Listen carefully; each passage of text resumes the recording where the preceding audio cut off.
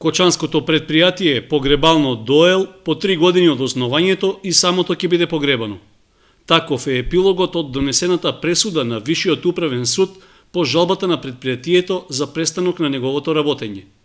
Во образложението од судот се вели дека доказите што биле приложени се спротивни од одредбите во Законот за гробишти и погребални услуги, односно дека во овој случај основач на ваков правен субјект не може да биде локалната самоуправа. Исто така, стои дека предпријатието не може да управува со гробиштата и да дава погребални услуги, заради избегнување на негова монополска положба во однос на сличните предпријатија. Тоа всушност е и главната причина поради која е донесена ваквата пресуда, што е последна правна можност и со што практично се става крај на работењето на погребално. На следната седница на Советот, што треба да се одржи в петок, советниците ќе немаат друга можност освен да ја прифатат предлог одлуката за ликвидација на фирмата што сами ја основаа.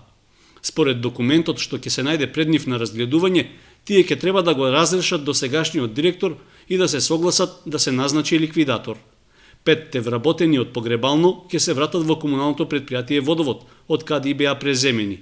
Исто така, и возилата и останатите основни средства ќе му бидат вратени на основачот, односно на општина Кочани.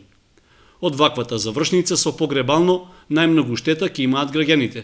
Пропад на обидот ова предпријатие да биде своевиден регулатор на цените за услугите за погребување, така што приватните оператори ќе останат сами на пазарот.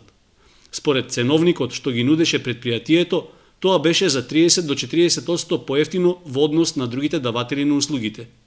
Останува отворено прашањето дали ќе се изнајде начин слично предпријатие повторно да заживее, но наместо општината тоа да добие друг основач.